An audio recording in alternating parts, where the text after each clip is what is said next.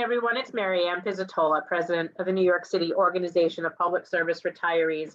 I want to do a little history lesson today. I keep saying that history always repeats itself, and we need to look back to what happened yesterday. Why are we in the situation that we're in? Were we ever in this situation before? And if we were, what did they do? So I want to share a document with you. I'm actually going to share, I think, 4. This is from the 1977 fiscal crisis in New York City. Mayor Beam at the time was concerned with the fiscal crisis and was trying to save money. So he came up with this intro, and it was Intro 1127. In it, he is trying to rescind Medicare B reimbursement, and he asked the council to draft this legislation to rescind Medicare B reimbursement from his retirees. Very not happy they were. This entire document is filled with letters from the retirees writing, "How dare you take away our Medicare B reimbursement on our tiny little pensions, and how could you do this to us after everything we did for the city?" So this is a very long document. It's several pages long. It talks all about what they want to do to cut benefits and cut hours and cut welfare fund payments and things like that, and as well as curtail benefits for retirees. Says the curtailment of a benefit for retiree was discussed with the unions representing a majority of city employees, since it does affect active employees who will retire after July 1, 1976 and would otherwise be eligible for the benefit. Active employees who became 65 years old prior to July 1, 1976 will continue to receive the benefit until they retire. Thus, the only affected group will be retirees 65 years of age and over, and a limited number of active employees who reach the age of 65 after July 1, 1976. This legislation, removing from the administrative code a required payment by the city of Part B Medicare costs, will not affect your pension rights, Social Security payments, welfare fund benefits, annuity fund coverage, or any other benefits currently enjoyed by retired employees. Now, make no mistake, this was the fiscal crisis of the century for the city. This is where, like, you probably read, like, there was that headline in the paper where the president pretty much told the city, "Go scratch, we're not helping bail you out."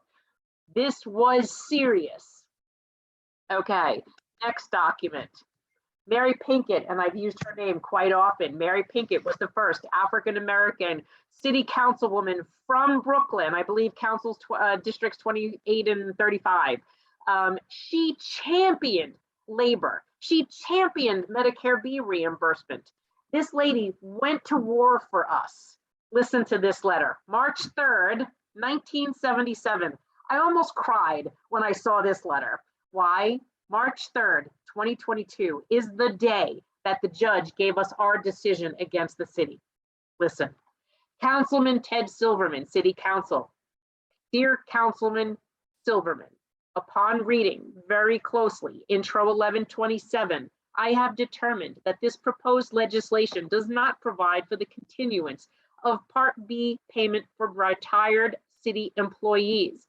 It is certainly not my intention nor wish to lend my name to any legislation that would tend to deprive retired public employees those benefits that they so rightly deserve. I therefore request that my name be withdrawn as a co-sponsor of Intro 1127. Fraternally yours, Mary Pinkett.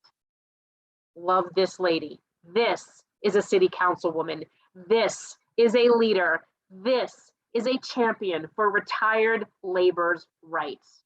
I love you, Mary Pinkett. Next document. I like this one too. I would like to say a word about Medicare. Part B, you've heard of it. It is especially appropriate, I think, in view of your special guest today, Council President Paul O'Dwyer. There were no good guys and bad guys in the traditional sense of this issue. Think of it this way. If you were personally on the verge of bankruptcy, you might for a moment entertain the idea of cutting off the monthly stipend to a needy aunt. But then someone with a cool head in the family would surely ask, after all she's done for us? That's what happened here. Mayor Beam's dedicated advisors forgot momentarily that what you have contributed to our city.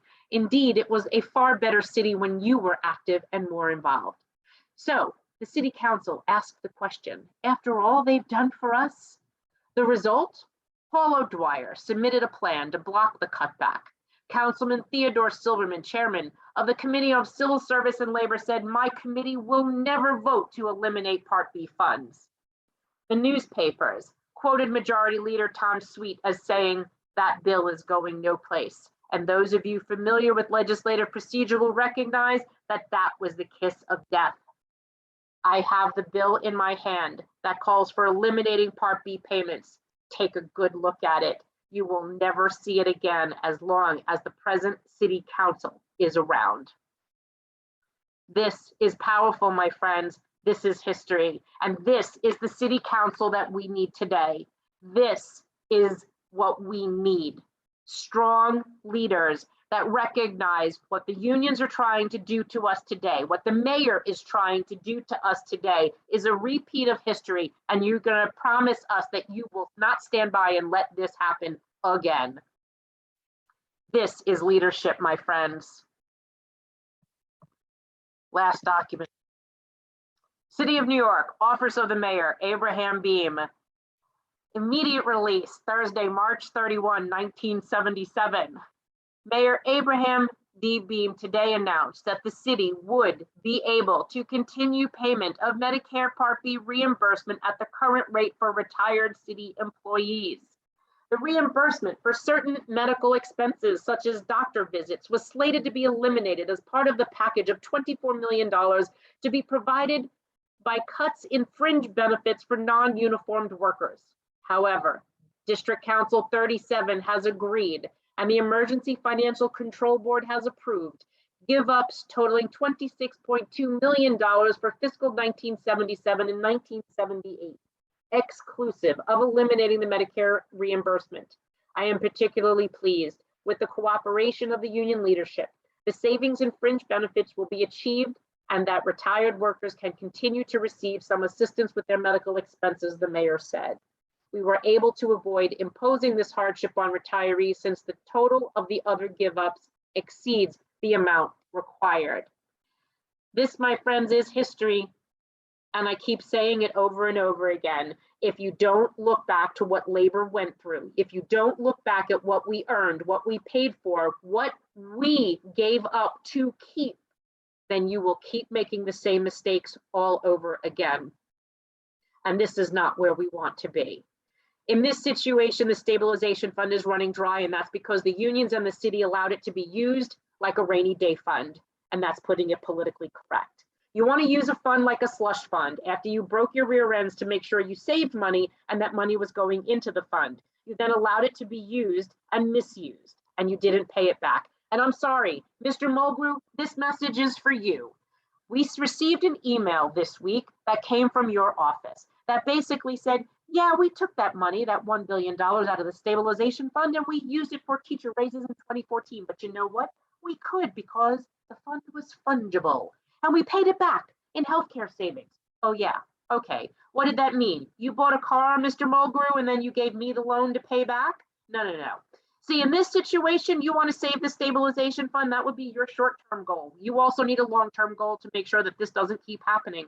And that's because in my count, this happened in 2003, 2011, and again now.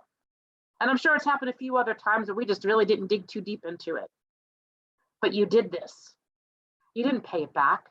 You benefited, your union benefited, and yet you tried to get all the city unions in the city and the retirees to do your dirty work and pay them the loan back. That's not fair. That's not democratic. You want to take a loan out, it should come out of your union. I have a better idea. From my understanding, and I'm going to do another video on this, I understand that the city of New York funds the TRS, funds the teachers' retirement system. And every year the unions, your union, the teachers union, the UFT, takes about $2 billion out of the teachers' retirement system to fund your TDA. I don't get that benefit. Most of the other civilians don't get that benefit. The uniform doesn't get that benefit. Maybe, Mr. Mulgrew, instead of taking $2 billion out of the teachers' retirement system to fund your private TDA, maybe you take that money out and repay the stabilization fund. That's my advice. I think all the retirees might want to share that advice. If you're going to take money out of the stabilization fund, you should pay it back, not us. Protect your retirees. We are telling you something. Stop taking away our benefits. Stop negotiating away things that don't belong to you, that we earned and we paid for. These elected officials in the 1970s, this is what I hope today's city council and mayor will look like. Not take the information that you gave them to try to sell them onto your message to do what you wanted them to do. This is history. Learn from it, or it will repeat itself once again.